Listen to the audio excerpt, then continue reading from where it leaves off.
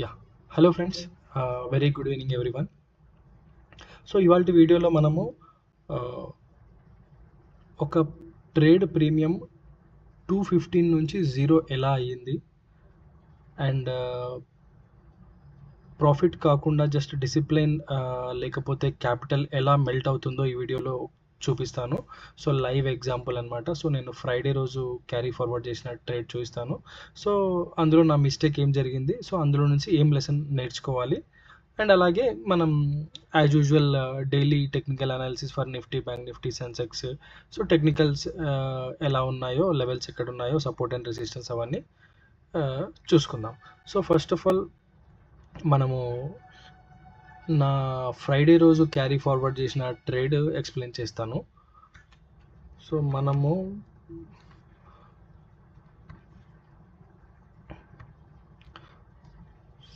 Friday రోజు కంప్లీట్గా bullish moment ఉంటుందేమో నెక్స్ట్ డే.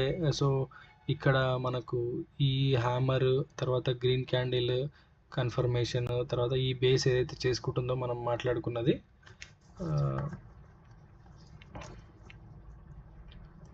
సో మనం అనుకున్నాం కదా, ఈ బేస్ ఎప్పుడైతే మనకు మార్కెట్ రెస్పెక్ట్ చేస్తుంది, సో దీనికంటే ఈ లెవెల్లోనే క్లోజ్ అవుతుంది. సో ఇది బేసిక్గా మనకు సపోర్ట్గా యాక్ట్ చేస్తుండే మనకు. సో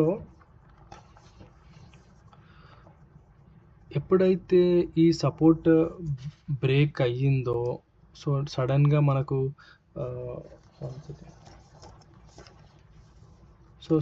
ఎప్పుడైతే మనకు ఆ బేస్ ఎప్పుడైతే మనకు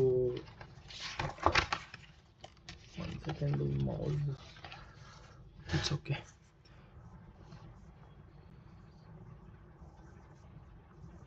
సారీ.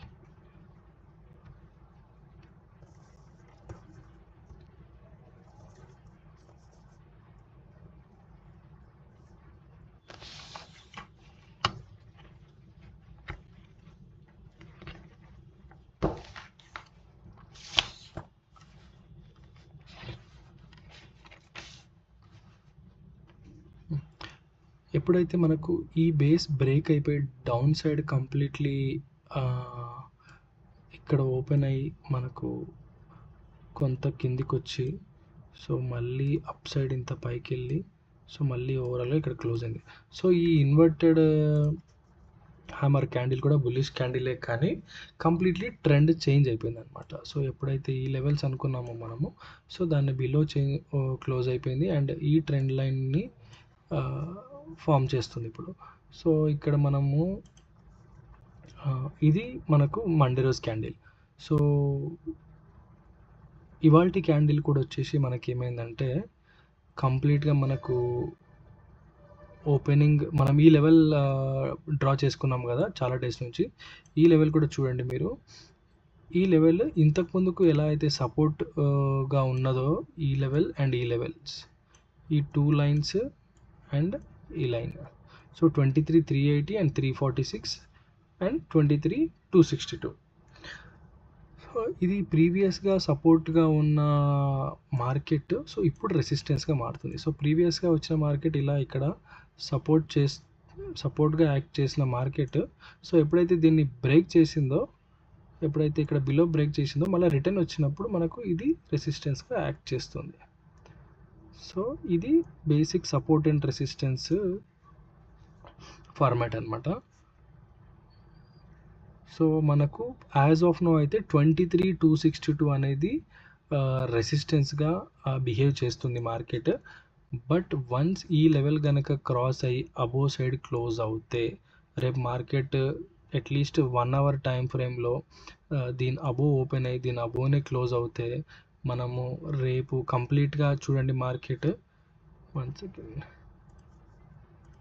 సో కంప్లీట్గా మార్కెట్ ఇక్కడ నుంచి ఇంత కిందికి వచ్చినా కూడా ఇక్కడ నుంచి రివర్స్ పుల్ చేసింది మార్కెట్. సో ఈ విక్ ఉంది కదా, సో ఆల్మోస్ట్ 23,100 లెవెల్ దగ్గర రిజెక్ట్ అయ్యిందనమాట మార్కెట్.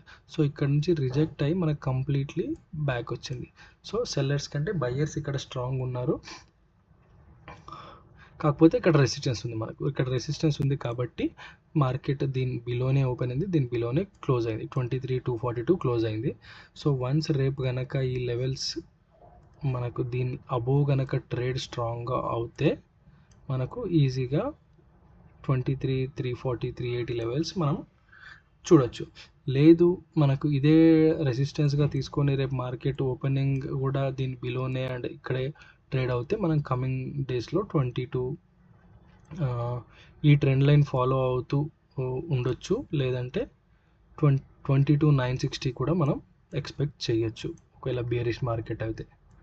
సో చూద్దాం రేపు మార్కెట్ ఏమవుతుందో. అండ్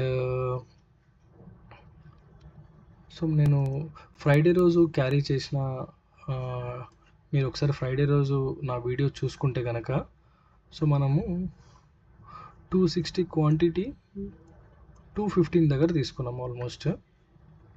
ఆల్మోస్ట్ టైం గుర్తులేదు, ఇప్పుడు ఆర్డర్ లేదు. సో నేను ఈ ఆర్డర్ చూపిస్తాను మీకు.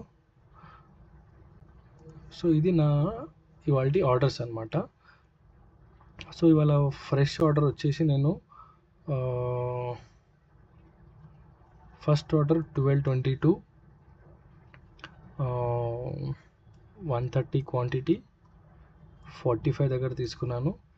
అండ్ అదే క్వాంటిటీ మళ్ళీ సేమ్ స్ట్రైక్ ప్రైస్, మళ్ళీ సేమ్ 130 క్వాంటిటీ 28 దగ్గర స్టాప్ లాస్ ఎగ్జిట్ అయ్యాను. సో మళ్ళీ నేను అదే ట్రేడ్, అదే సేమ్ స్ట్రైక్ ప్రైస్ మళ్ళీ 115కి 1300 క్వాంటిటీతోన 40 దగ్గర తీసుకున్నాను. సో ఇది క్యాన్సిల్డ్ ఆర్డర్, ఇది రిజెక్టెడ్ ఆర్డర్, ఈ రెండు ఇడిచిపెట్టండి. సో ఈ మూడు మాత్రమే చూడండి. సో ఇది బై, సెల్, ఇక్కడ లాస్, అండ్ ఇక్కడ మళ్ళీ బై. సో ఇక్కడ సెల్ ఆర్డర్ నేను 3:30 అయిపోయింది, సెల్ ఆర్డర్ పెట్టేలోపు మార్కెట్ టైం అయిపోయింది. సో అది ఈ ట్రేడ్ మీకు చార్ట్ కూడా చూపిస్తాను.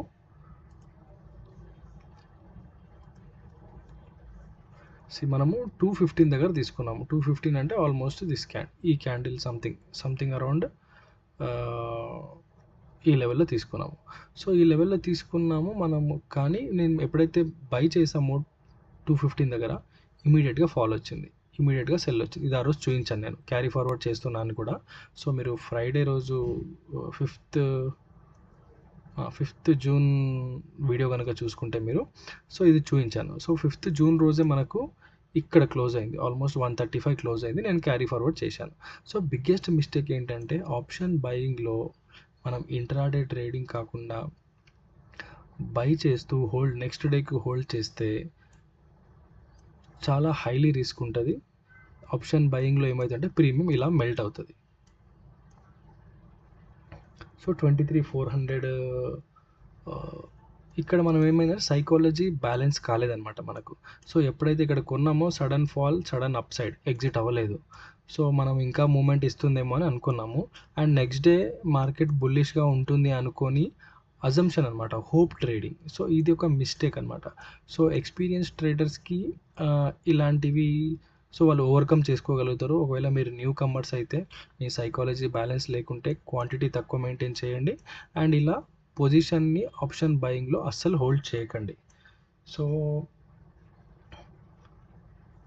ఇదనమాట. సో బిగ్గెస్ట్ లెసన్ ఇక్కడ ఏంటంటే మనం ఆప్షన్ బయింగ్లో క్యారీ ఫార్వర్డ్ అనేది హైలీ రిస్క్, అండ్ ఆ ప్రీమియమ్స్ 0 అయిపోతాయి. కాబట్టి నెక్స్ట్ డే ఏమైంది మనకు, సో ఇంక ఎప్పుడైతే నేను క్యారీ ఫార్వర్డ్ చేశానో ఇంకా నేను ఆ ట్రేడ్ని వదిలేసాను అనమాట. ఇంకా నేను కంప్లీట్లీ రిస్క్ తీసుకున్నాను. నెక్స్ట్ డే ఓపెన్ అయింది, నెక్స్ట్ డే ఎక్కడ ఓపెన్ అయింది, 40 లెవెల్స్ ఓపెన్ అయింది, ఆల్మోస్ట్ 70 లెవెల్స్కి వెళ్ళింది, మళ్ళీ అక్కడ నుంచి కంప్లీట్లీ డౌన్ అయిపోయింది.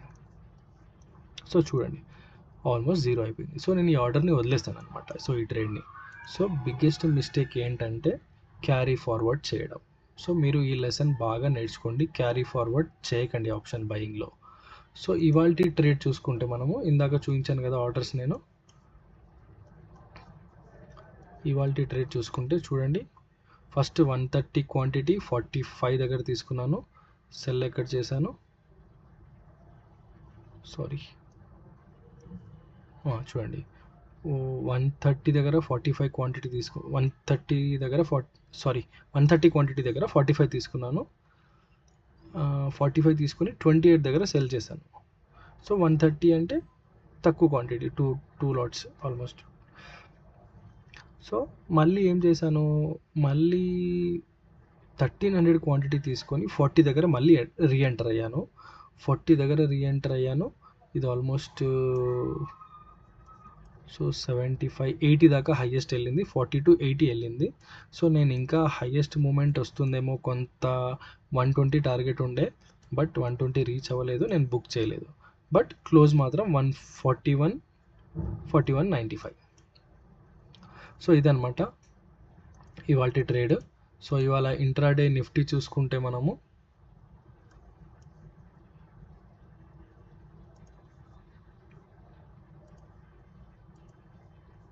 ఇవాళ ఇంట్రాడే నిఫ్టీ చూసుకుంటే మనకు so slightly gap up open అయింది. బట్ 23,262 లెవెల్స్ కంటే అక్కడ నుంచి కంప్లీట్లీ రిజెక్షన్ వచ్చి మళ్ళీ 23,100 దగ్గర బయింగ్ వచ్చింది.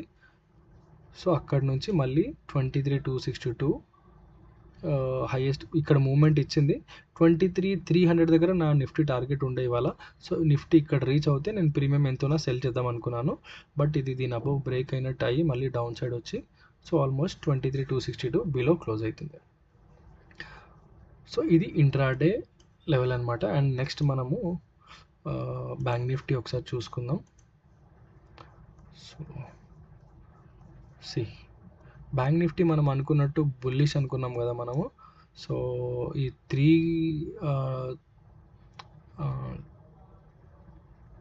Three bullish candles, green candles చూసుకొని మనము సో ఈ లెవెల్స్ అనుకున్నాం కదా. నెక్స్ట్ డే మనకు మొన్న ఇది ఇన్వర్టెడ్ హ్యామర్ క్రియేట్ అయింది. దాని తర్వాత ఇవాళ కంప్లీట్లీ ఆల్మోస్ట్ 1130 పాయింట్స్, అంటే బ్యాంక్ నిఫ్టీ 2%.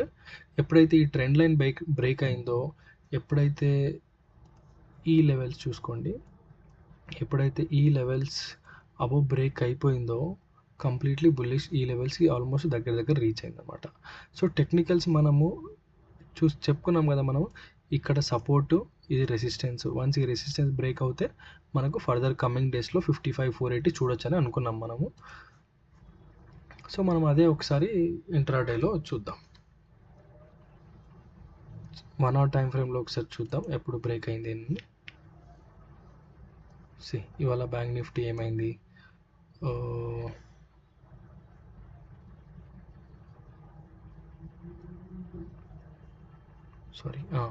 చూడండి 1 hour టైం ఫ్రేమ్లో ఎప్పుడైతే 1 hour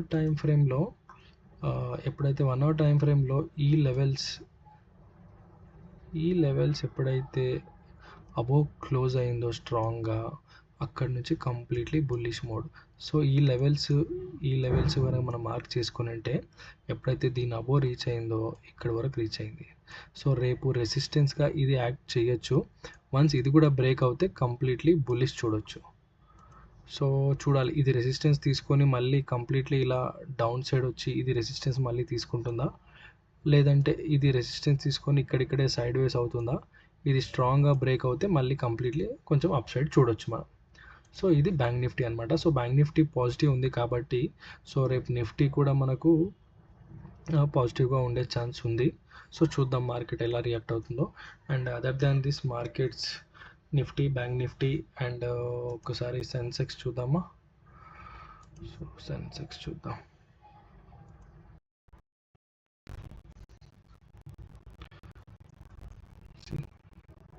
సెన్సెక్స్ ఇవాళ first half bullish and second half bearish, and closing same ఉంది. Almost opening and closing same levels దగ్గర క్లోజ్ అయింది. ఇది కూడా inverted hammer, but trend change అయింది బేరిష్గా. చూడాలి మరి, మార్కెట్ చాలా మిక్స్డ్గా ఉందండి. నిఫ్టీ ఇవాళ bearish, Sensex almost -700 points. So bank Nifty మాత్రం 1000 పాయింట్స్ అబౌవ్ క్లోజ్ అయింది. సో ఈ మిక్స్డ్ సిగ్నల్గా ఉన్నాయి కాబట్టి కొంచెం మార్కెట్ చూడాలి మరి ఎలా రియాక్ట్ అవుతుంది. జియో పొలిటికల్ టెన్షన్స్ ఏంటి, న్యూస్ ఏంటి, ఇవన్నీ చూసుకొని చూద్దాము. దాంతోపాటు మనం ఒకసారి యూఎస్ఏ 95 దగ్గర ట్రేడ్ అవుతుంది అండ్ యూఎస్ ఆయిల్ 80 దగ్గర ట్రేడ్ అవుతుంది. సో ఇది బేస్ చేసుకొని ఇది బుల్లిష్ మూవ్మెంట్ ఇస్తే కొంచెం మార్కెట్స్కి నెగిటివ్గా ఉండొచ్చు, లేదా ఇది ఇంకా కొంచెం నెగిటివ్గా టర్న్ అవుతే మన మార్కెట్స్ కొంచెం బుల్లిష్గా ఉండొచ్చు. So India VIX 14 and all small caps అన్ని సెక్టర్స్ వచ్చేసి మనకు ఆల్మోస్ట్ పాజిటివ్గా ఉన్నాయి. So media and almost IT sector ఒకటి మనకు నెగిటివ్గా ఉంది. ఇది అన్ని సెక్టర్స్ మనకు కంప్లీట్లీ పాజిటివ్గా ఉన్నాయి. చూద్దాం మరి మార్కెట్ ఎలా ఉంటుందో.